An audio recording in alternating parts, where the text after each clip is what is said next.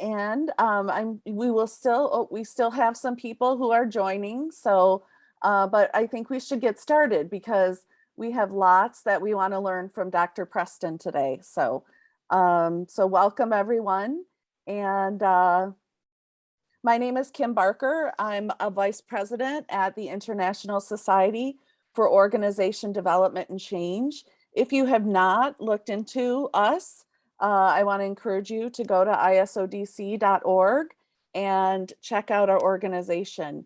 We have lots of scholars, lots of practitioners, lots of incredible and wonderful people who are part of this organization.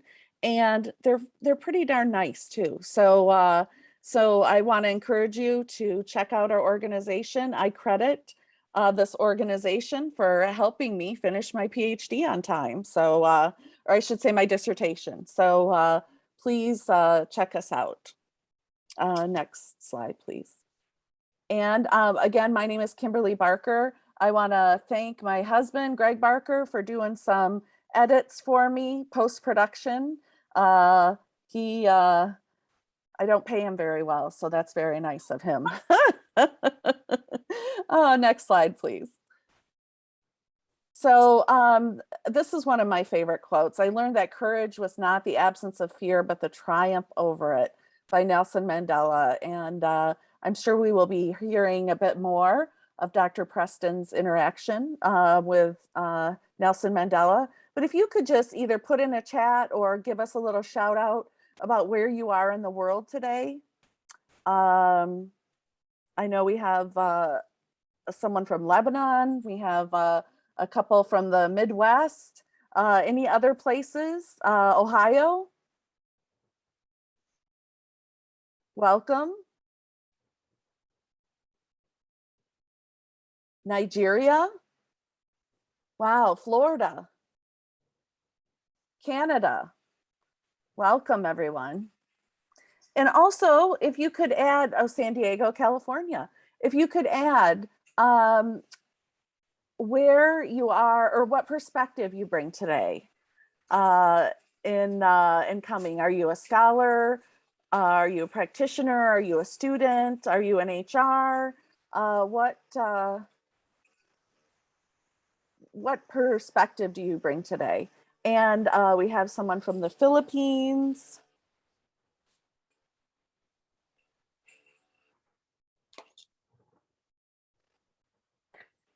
I have people emailing me. Oh, goodness. Doctoral student and business owner. Oops. Practitioner who worked with NGOs and looking into launching into a consulting business. Freelance consultant.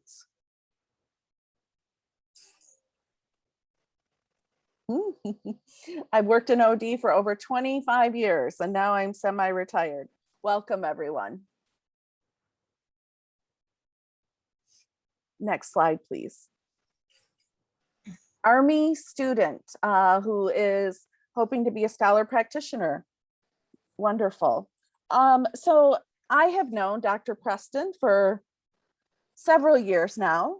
She is the president of the International Society for Organization Development and Change. And I was doing some research online. Although I know her quite well, you know, it's always fun to look folks up online. And so I found this incredible intro to her on from the Palgrave Handbook, which is a handbook which highlights organization development and change thinkers. And so I thought I'd read it because it's just, I thought it was just really incredible. Motivated by her father at an early age to be her best, Joanne Preston has emerged on the forefront as a scholar practitioner in her quest to make the workplace healthier. Such an important mission. Building on her Russian, French, and German language skills and her solid foundation in developmental psychology, she has pushed the boundaries of traditional organization development and change. Dr. Preston has taken the best of family therapy practice and applied its interventions to small business and workplace problems, producing results sufficiently substantial to catch the attention of international business owners. Her interventions in large systems change and her astute ability to create subordinate goals were instrumental in South Africa's transformation from apartheid and in Poland's change from communism to a free market society. Her work with governmental leaders has improved Kenya's educational system. On the home front, Dr. Preston has introduced an international dimension to OD and change education. She has cut across the typical discipline boundaries of psychology, business, and education by using technology. She has created new methods of education for graduate students, linking global teams in workplace settings. Similarly, she has been influential in the creation of new types of business and professional network organizations. Dr. Preston has the rare gift of blending theory into practice on 6 continents, affecting academic audiences, businesses, nonprofit organizations, and governments. Wow, that is incredible. Can you give us some insight on how did you begin with this incredible career? Thank you, Kim. I think that's part of what we'll be talking about. Yes. What I will say is that it definitely was not planned. I was telling Pierre and Kim earlier that I got my degree when I was 23, my PhD. So I knew nothing. And I learned a whole lot as I went along, but I think the way it actually happened for me was I was never ready for what I was asked to do, but I always said yes, scared to death, but I said yes, and somehow trusting that I had the knowledge and really working as a process consultant, I was successful. And so all I can say is that it definitely wasn't a planned out career. It was all about saying yes when I was afraid. So it's not the absence of fear, it's the triumph over it, right? Absolutely. Absolutely. Awesome. Okay. Do you need the next slide? Oh, yeah. Yeah. Okay. And I think that's yours. Yes. That's me. Okay. I'm going to talk about breaking into consulting and into global consulting. I think many of you already are consultants in and of your own right. But thinking in terms of how to get involved in consulting outside of the country that you are native to is an important, I guess, process. I'm going to tell you a little bit about how I did it, how I might do it today, and then we'll discuss several other important topics. But one thing that I do want to mention to all of you, if you are in a corporation, if you are an internal consultant, if you are in a consulting group, if you are an entrepreneur, whatever you are, begin your journey by keeping those jobs, okay? Because you want to have the support of having a regular paycheck in order to develop the skills that you need and the experiences that you need and the network you need.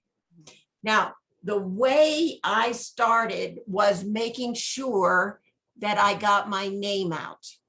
And here's some of the ways you can do it. Now, I have a picture of chicken here, and you're probably wondering why. But in the United States, we call it the chicken and beef circuit. But one thing that you might want to do is make sure that you develop a really terrific 10-minute presentation that you can give to businesses. And, you know, I did it in person. Obviously, with COVID, you can't do it in person. You've got to do it virtually. But many of the business groups meet virtually, and they're always looking for people to present very practical ideas to their members. And if you can develop a 10-minute entertaining, practical kind of presentation, you can get yourself invited to lots of business groups. You also want to join lots of business groups. Now, many of us think that we need to network within our own field, and that's always helpful, and I found it extremely helpful. But you're after people who are in multinational companies so that you can consult outside of the United States or outside of France or outside of Lebanon or wherever you are. So what you want to do is network with people who are corporate business people so that can happen. So why you join business groups like in the United States, there's groups like Kiwanis, Rotarian, and other organizations. That way, you're not only supporting your learning in OD, you're giving your friends who are in business ideas of how to do things better. And then when they get stumped, they may come to you. Another way of joining business group is look for entrepreneur groups. That's wonderful because many entrepreneurs start small and get big very, very rapidly, especially those who have virtual businesses. And so what you want to do is meet those people, especially when they're getting started. Okay, so it's really important not only to join support groups within OD, but also join business groups that will help you meet the kind of people that you want to consult to. Get your name in the paper.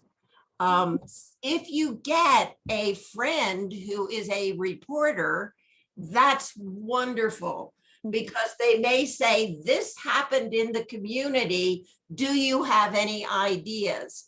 And I was constantly, when I was beginning my global approach, asked about, you know, what was happening in South Africa or what was happening globally. And so then I would be interviewed and then my name would be in the paper. Today, you would more likely do this virtually by all of the social media. And again, if you know bloggers and you can give bloggers advice on what to do during turbulent change or what to do with your business in this virtual world, those are great things to get your name out there. So being interviewed by special groups that will help to get your name out there is really important. Not only do you want to be interviewed, but you want to write as well. And so all of you ought to have your own website. You want to update that website. You want to make sure you have interesting ideas on the website. You don't want to give away the farm with your ideas, but some of the ideas that you have, you can give away for free in a blog or other ideas that you have that might catch people's attention. So writing is really important in order to get your name out. And I will tell you this, that I got my name out two ways, and that was by networking and by writing. Okay, now I write in practitioner scholarly journals, and what I do anytime I have discovered some new information, I write that information in a scholarly journal to let the academics know about it. I take the same information and I write a how-to for the practitioners, whether they are OD consultants or whether they are managers, and I write it so that they can read it themselves and understand it. And that's a very different type of writing, but it is a skill that you can learn, and both are extremely helpful. And the more you get your name out in writing, both on the internet, through blogging and through your website, and the more you can get published in special magazines. And I'm going to push Kim's new magazine for ISODC, the Skyline magazine. Here's a place you can get new ideas out without being bogged down by peer review. And it is a way to have business people see that you are a thinker and a problem solver, and you're right on top of the OD field. Yes. Thank you. Okay. You're welcome. There was a place for that magazine, and it's important. Yeah. So how did I break in internationally? Well, what I did was I was very successful in a production line problem in a multinational organization. And this was a long time ago, but they had a partner in Russia who was having production problems. And so they decided, because I knew Russian, at least enough to get by, that they would send me to Moscow. And this was before the overthrow of communism, so it was communist. And they sent me to this factory in order to work with the director of the factory there. And what happened was, I went with preconceived notions, because all of my consulting had been in the United States, that everybody would see OD the way that I saw OD. And that's wrong. If you are a global person, you've got to see OD the way the people you're consulting with. And I would say that I'm a much better consultant domestically now because of my international experience. And that's because when I walk into a domestic corporation, if I haven't been there in 3 months, I know it's a foreign culture. It has changed, and I know nothing about it. So this particular instance, I asked the director if I could interview some of his employees on the production line. And he said, sure, but I'm going with you. And I said, yeah, but you're going to get different information if you go with me. They won't be quite as open, and they won't tell me the problems if you're standing right there. And I said, what I'll do is I will give you a summary of what the issues are from the production people's point of view. And then you'll at least know what's going on. He said, no, in my factory, I go. So he went with me, and we got exactly what I thought. We got everything that he wanted to hear and not really the issues. And so I said, well, would you mind if I just walked around? I won't talk to anybody. I'll just observe. Let me look at what's going on. So basically, I got all the information I needed, but I had to do it in a different way. And what I discovered was that as a global consultant, I had blinders, and my blinders was democracy and maintaining the rights of the people that I interviewed, and confidentiality, and all of the things that I was taught about.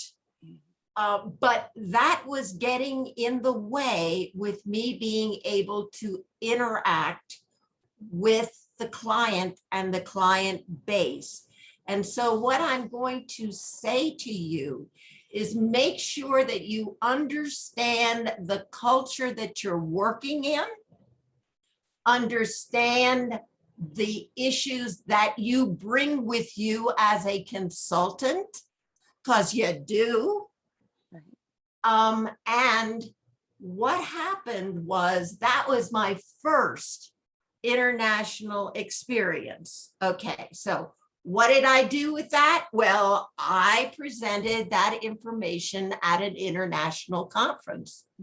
And at that international conference, I was lucky enough to be scheduled on the same meeting as Ed Schein.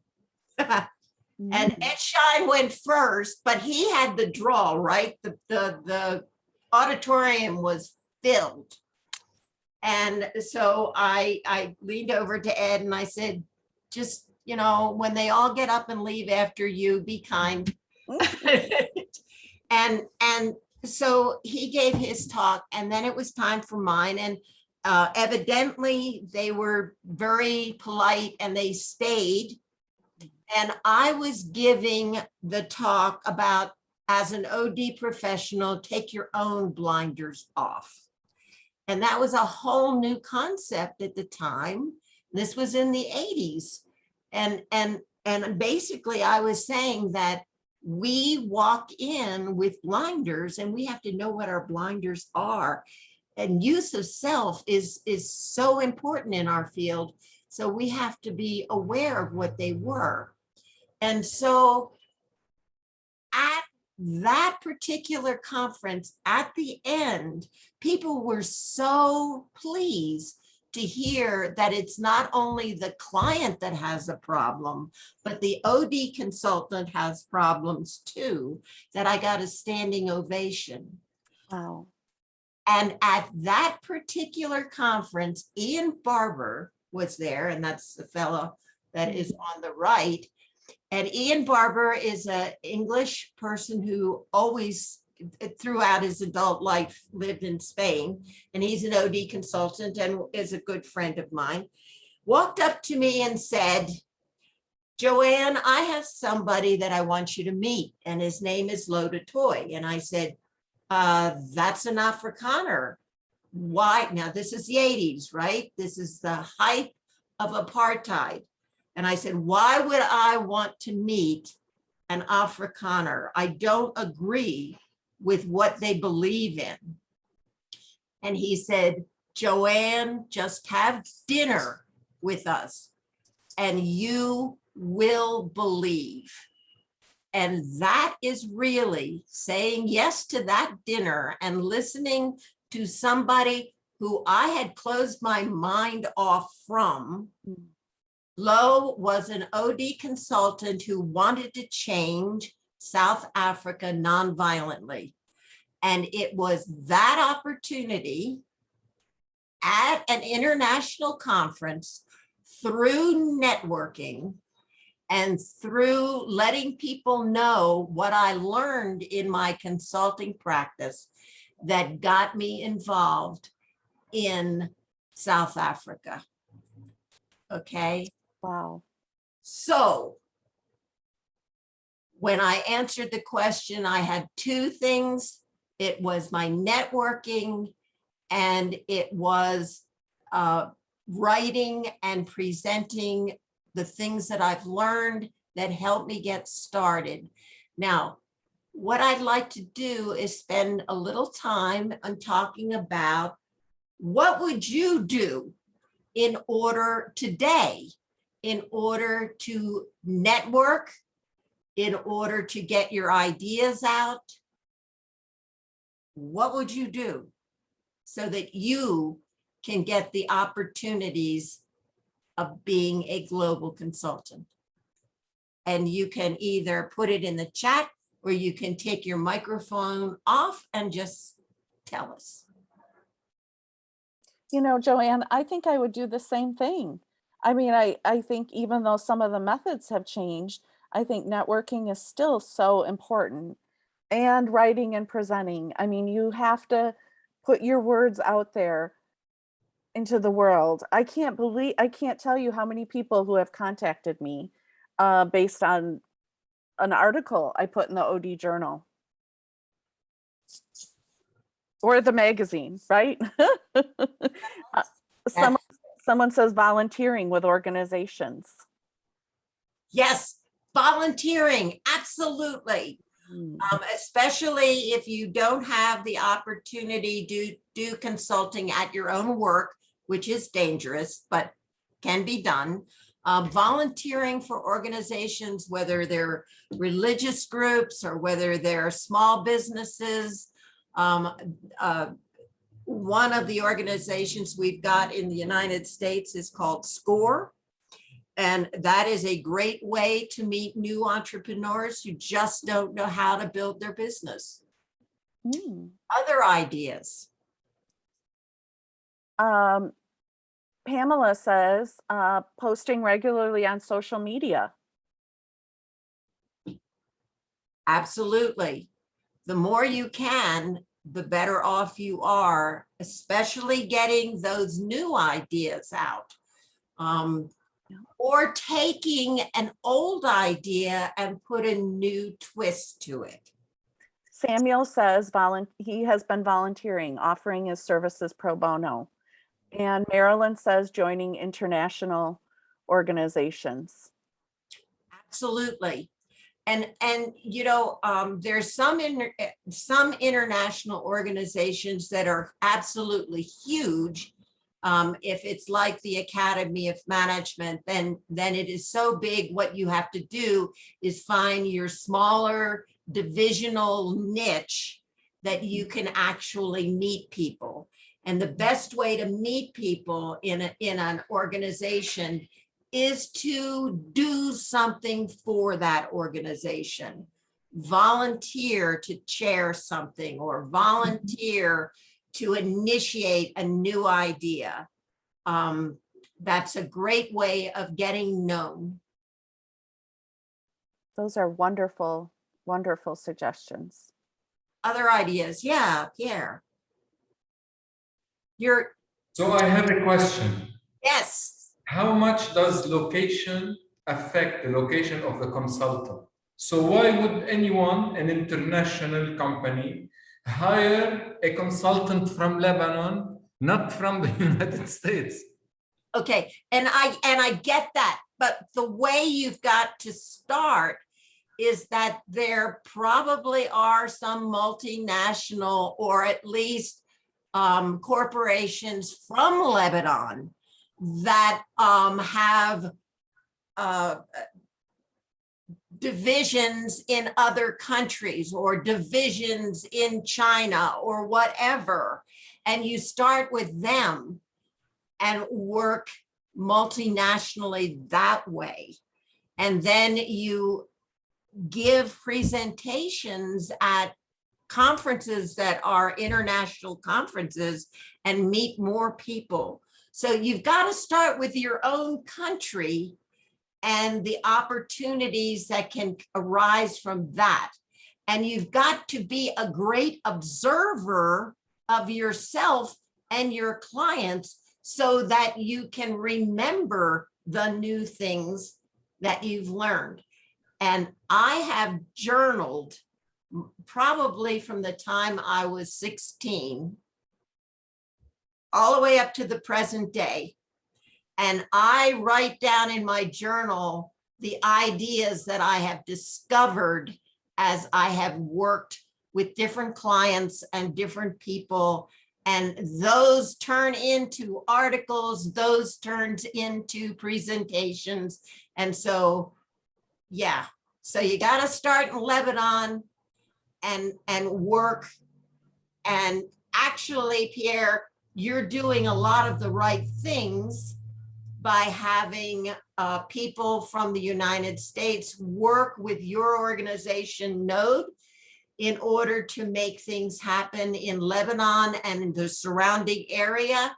And the more people you network with, as you've done with the SEAM group, the better off you are to have opportunities outside of Lebanon.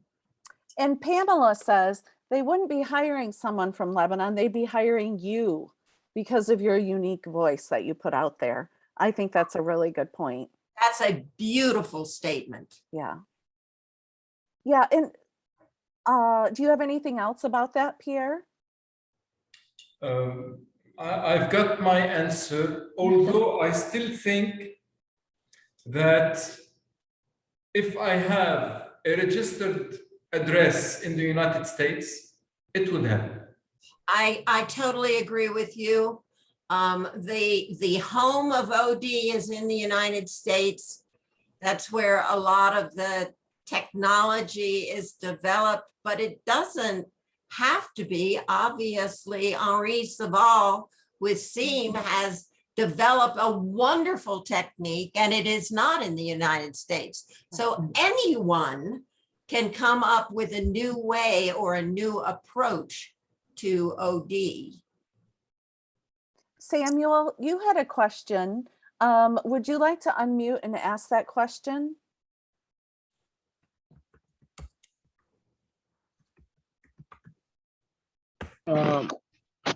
Hi, Kimberley. Thank you, Joanne.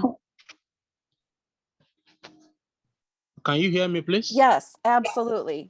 Yes. Okay. The reason why I had to ask that question is because of what is still on the slide that is being shared.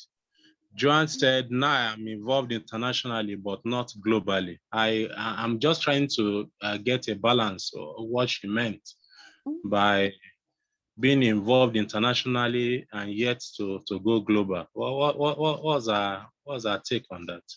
Is that the essence of this interactive session? Yes. Okay. So international to me is working outside of your country with another country. So I am now internationally known by having gone to an international conference, gotten a presentation. People were impressed with the idea. I've gotten into South Africa, but that doesn't make me a global consultant. That makes me an international one. So how did I get from being a OD US consultant in South Africa to being a global help leaders do country change around the world? Okay, and that's really the next area that I want to do, and that's skills that I had that helped me build my global consulting practice. Wonderful, Joanne. There was one more question. Would it be best to start in my region? This is by Marilyn. Would it be best to start in my region, Southeast Asia, and meet international consultants along the way? I think absolutely, right? Yeah.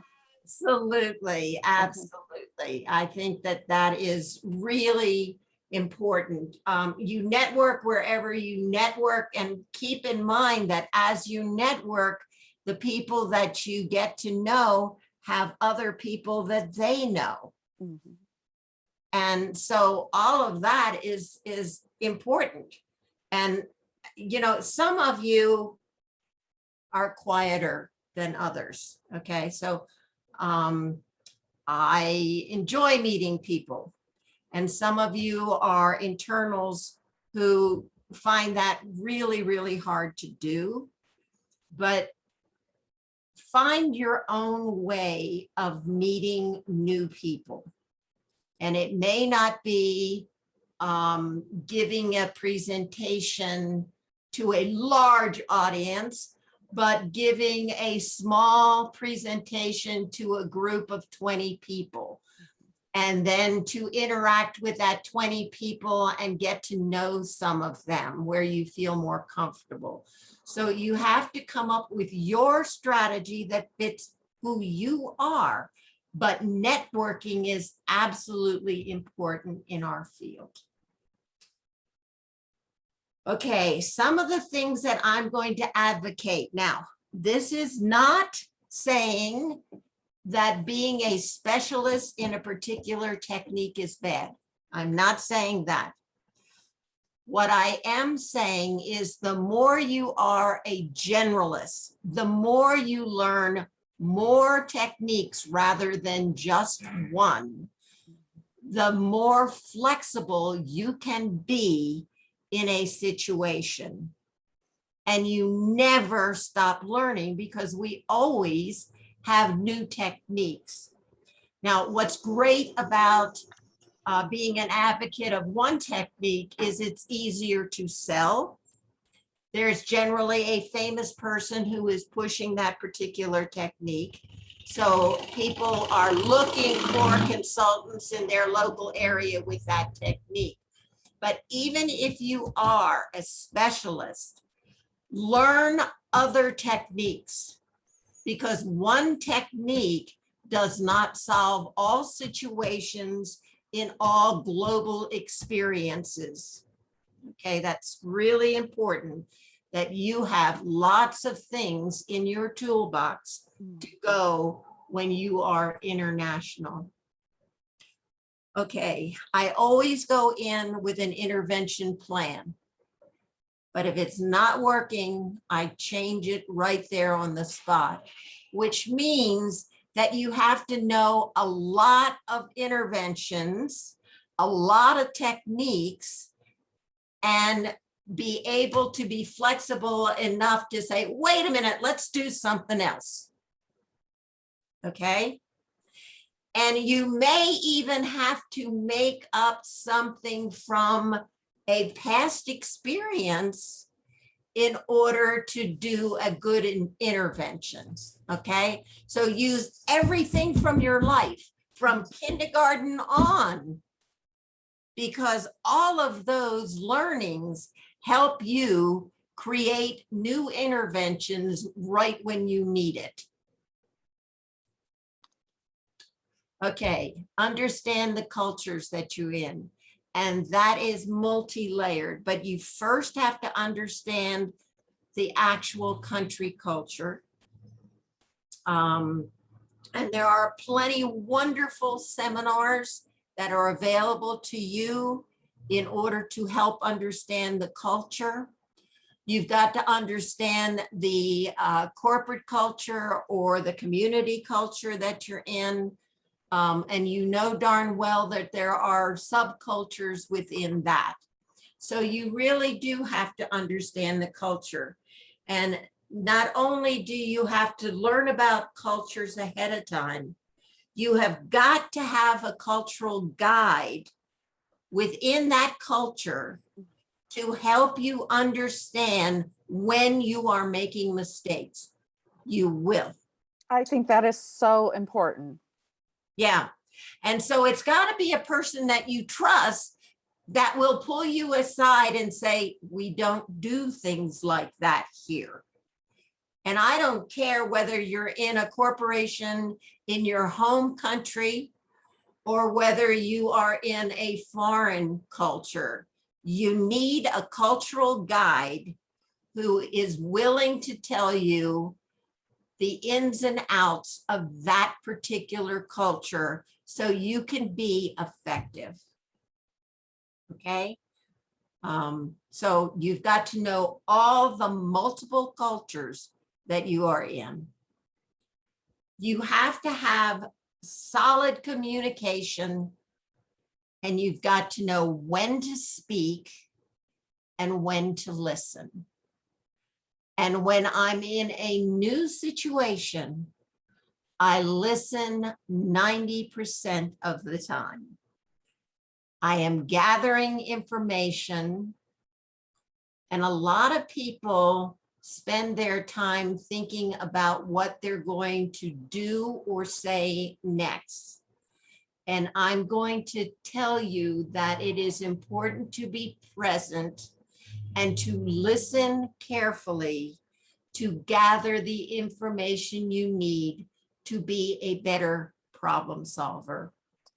The more information you have from the people that you're working with, the better problem solver you are. And that's especially important when you don't agree. Oftentimes, when we don't agree with somebody, we're trying to convince them of our point of view. And I am telling you, the more information you gather from their point of view, the better problem solver you are. And the picture here is a bunch of Zulus. And one of the times that I was in South Africa, I was doing training for basically a group of tribal leaders in Zululand. And there was a school that was about to be burned down. And myself and Dion Van Sale came to the school, and he was an Afrikaner. I was white from US. Both of us were white. Everybody else was Zulu, with the exception of the police. That was a mixed tribal, but head by a white Afrikaner. And the whole intervention that we did was supervised listening. We got the police to drop their weapons, and that was done by Dion, because he could speak literally the police language of Afrikaner and apartheid. I used the tribal leaders to help me work with the men and the boys who were about to burn the school down and create violence. And for me, I detest violence. And so I had to listen carefully about the reason behind the violence. Dion Van Sale went into the school, and the director of the school was trying to protect the school from being burned down. He too was a Zulu, but he and his teachers wanted to make sure the children had an opportunity to learn. We did resolve that issue mainly through listening and getting the people to listen to each other, even though they disagreed with the way that the problem could be solved. And the problem was solved by several of the leaders of the men and boys from outside, the director of the school, and a couple of the teachers sitting in the record room until the morning when the news people could come and interview both sides. And so the school was not burned down. Dion and I sat with the group, and basically the whole thing was resolved non-violently through just listening. We need some of that in the US right now. Yeah, we sure could. We certainly do have too many different sides, and nobody's listening. Yep. And everybody is trying to convince the opposite side that I'm right, you're wrong. So Absolutely. yes, we could do that. The other thing is the use of power in politics. I did an intervention in Poland that basically I used power. I used the president of the Academy of Sciences to get the groups to talk to each other. And so basically I had the microphone on, and instead of me asking the groups to go into rooms and talk about ways to solve the problem, I turned on the microphone and I asked the president if he thought he could get those people into a room discussing the problem of how could they work with each other in a productive, cooperative way. And his answer was, yes, if I tell them to do it. And I said, well, why don't you tell them to do it and give them 1 hour to talk? And so he stood up and said to the group, you will go to your various rooms and write down these problems and write solutions that you can come up with. So the use of power and politics is extremely important, especially if you are working globally. Use every skill that you have in order to be a better global consultant. There was one time that I was working with Jimmy Carter, and he wasn't listening. And so I went up to the Secret Service, and I said, listen, I'm going to do something with Jimmy Carter, and he's going to be okay, but I want to do this to make a point. And so I gave everybody stacks of paper. And I said to everybody at the beginning of the start of the meeting, if anyone dominates the meeting and does not listen, what I want you to do is take a piece of paper and crumble it up in a little ball that's kind of soft and gently throw it at that person. That's a kindergarten task, folks. Absolutely. And it didn't take but 5 minutes before Jimmy Carter was pelted with paper balls. and he turned to me and he said, oh, I get it. I should be listening. And I said, yes. Okay, so use all the skills you have. Okay, so let's talk about global consulting in the virtual world, because that's what we really have to do today. And Joanne, it's 10:48, but I this is just so good. I think if we went over an hour, I think people would be okay with that, right? Well, people have to leave. They can leave. Yeah. And they can get the recorded one. And yes. But this, I think, is really important because we are no longer consultants face to face. Right. We are using Zoom. Mm-hmm. And the question that I have been working on for the last probably 2 years is, how do you create engagement in the Zoom world?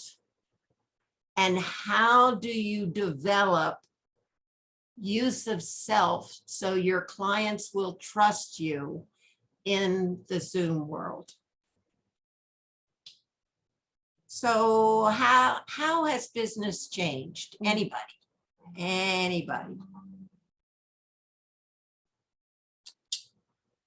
It's less face to face. Yep. other people, either in the chat or take your microphones off and chime I'll in. say something. Hi, Joanne. Hi, Kim. Hi, everybody.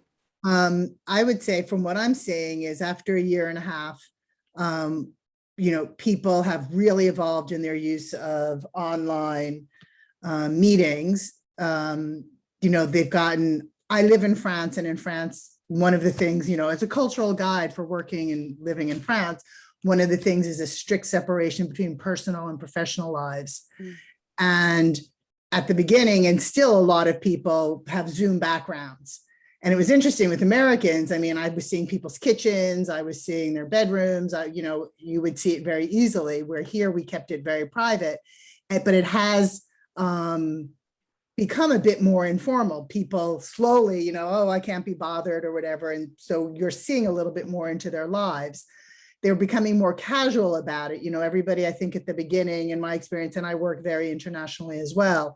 At the very beginning, I had a guy in Brazil in a training I was leading, and he actually said at the beginning, I'm going to be doing my exercise during this training. So he was running on a treadmill in a t-shirt, in a muscle t-shirt, in a group of, I don't know, a dozen people. And it was kind of really distracting. Oh, yeah. So, right. But for him, it was totally normal. He wasn't going to change. And I think there's also something to be said for the fatigue. I think people, we've gotten better. People know, like Kimberley, your lighting is very particular now. You're all black with just your face. Oh, there you go. Now, yeah.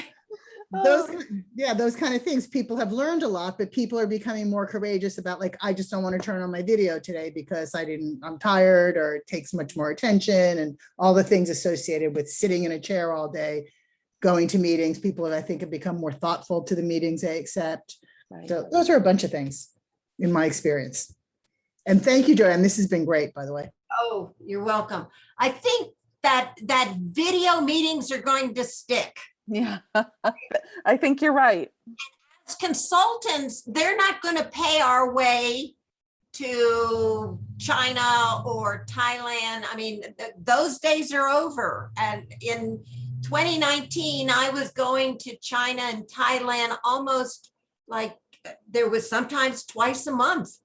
They're not going to do that anymore. And I've been consulting online in Asia pretty much during the pandemic. And so I think we really have to start looking at what we have control over in terms of Zoom meetings. For some reason, most of the CEOs, senior managers, and even consultants prefer to lecture on Zoom rather than to have interaction. So what bores you about people who lecture? Anybody? The lecturing. The lecturing itself. That's it. I actually had one client say to me that they were involved in a meeting and the lecture went on 20 minutes before anybody put in the chat that the slides weren't visible. 20 minutes. You know what they were doing. They were multitasking. Mm-hmm. They were doing anything but listening to this particular person talk. So what can we do? Well, we better start simulating more senses. And you'll notice that my slides are not filled with lots and lots of words. The slides are not there for you to remember what you're going to talk about if you're giving a presentation. It is there to entertain the group. And so you want to have your slides at least interesting, and you want to change them as often as you can. One of the best ways of getting people's attention is by telling stories, because stories get you excited, and that modulates your voice, which is another way of stimulating senses. It also helps people remember the point that you're trying to make because they remember the story. So, you know, basically what we're trying to do is to teach them something and have them remember it. So by having your slides interesting, few words, telling stories, you can get things across.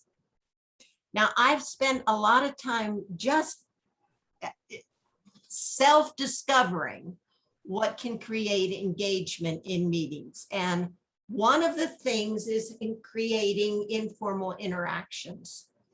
And you can do that by opening up your meeting early, making sure people have time to say, hey, it's good seeing you. We did that here. Kim had this open, it was 15 minutes early. Some people came in, we had informal interaction. Yes, you can look in the background, as was mentioned. You know, in the United States, we're more likely to have the background. I know that many people have said to me, oh, you're a guitar player just because in the background is a guitar.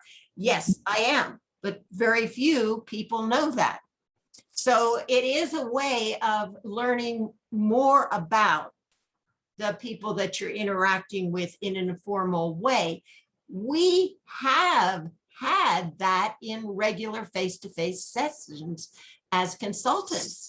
Yeah. We walk into people's office, we look around at their pictures, their little statues, everything about their office and talk about that.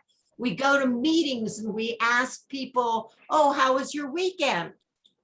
All of that has to be done virtually if you are going to build relationships. You've got to get feedback from participants. So if you are going to have slides, intersperse in your slides some questions that your participants can actually answer. And they can answer in the chat, they can answer with their microphones. You can use lots of different methods, but the importance about feedback is, did the group really understand what I was trying to say? Because without feedback, you don't know. Okay. Absolutely. It's really important. You don't have to be serious all the time. You can have fun.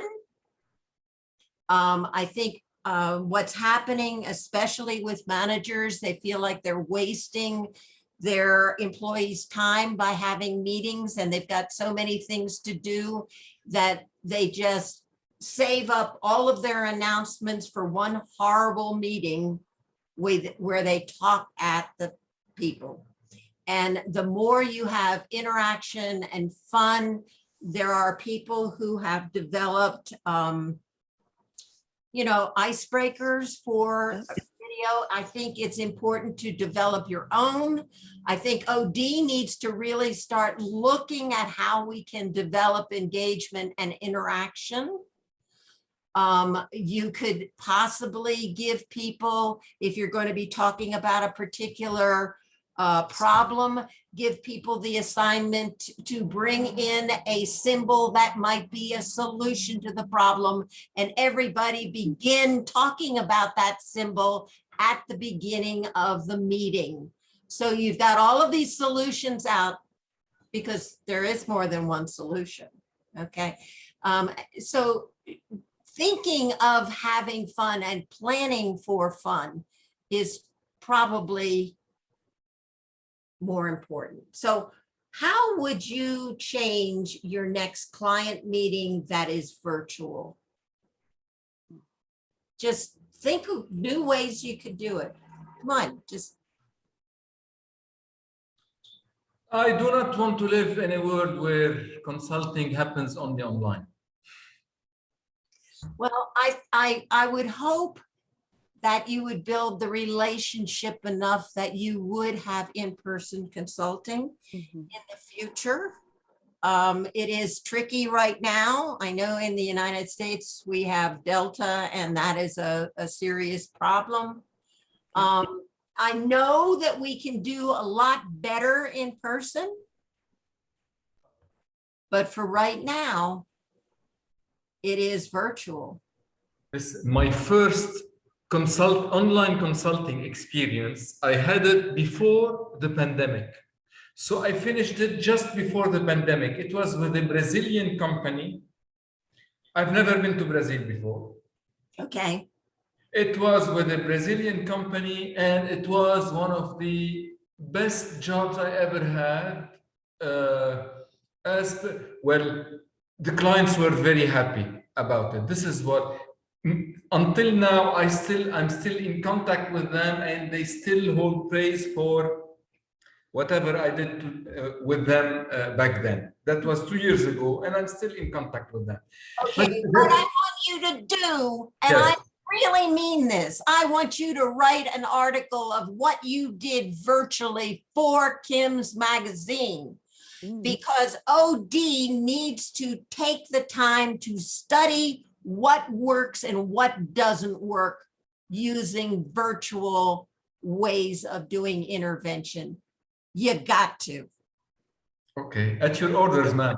That's my order. Thank you. And Pamela, you had your hand raised? Yeah, I just wanted to add that a silver lining of this is, again, in France, remote working was not common at all. There was tremendous resistance to it because for all the reasons that, having done it now, have been proved false and wrong, and there will not be going back. So the silver lining is now people realize they can work with anybody anywhere in the world because they've been forced to do it for a year and a half. So it has opened up the potential of the world as clients. Wonderful. And that's true. And, Sure. but we as OD people need to understand the best techniques to do virtually to get that trust. Absolutely. Justine, you had something you wanted to share. Yes, thank you. Thank you. I just want to reinforce on what Joanne said, to say, as OD people, we need to work on how we can facilitate engagement and interaction online. And I'm making a presentation at Penn State, November 19, and it's speaking about the facilitation online. And I've coined that the co-creation and exceptionality meetings online. How we can engage for co-creation as OD. And I think much of the work that we do is premised on that co-creation and facilitating interactive sessions that are generative. So how do we facilitate those conversations? And bearing in mind that the virtual platform is opening up opportunities for us to team up with different other OD consultants in different countries. So teaming up opportunities and institutional collaborations and the sessions we are having now and utilizing that to enhance our skills. So yes, we need to hear a lot of stories around how we can engage clients in a co-creation and collaborative manner as OD people. So it's quite interesting to hear those stories. I'm going to say the same thing to you, Justine. I want you to tape record or record that presentation. I want you to take that as a rough draft and make an article for Kim's magazine, because we need to get this fast. I mean, our field is not spending the time that we need. We need new technology. We need research on what's effective virtually. We need tools. We need new theories. And I have been beating this drum for a while. I have written a chapter in a book by David Zabala, and it's called Enhancing Engagement Within Virtual Meetings. And all of that is just stuff that I've learned through doing it prior to the pandemic and during the pandemic. But all of you people out there need to think about what can we do as OD people to, while we are forced to do virtual meetings, virtual teaching, virtual learning, what can we do to be more effective? So Wonderful. I'm finished, folks. Oh my goodness. You know, this has been so informative. And, you know, normally we have people join in the beginning of a webinar, and we have had people coming in all throughout the webinar. I think it's partly because we have people from all over the world, which has just been really interesting.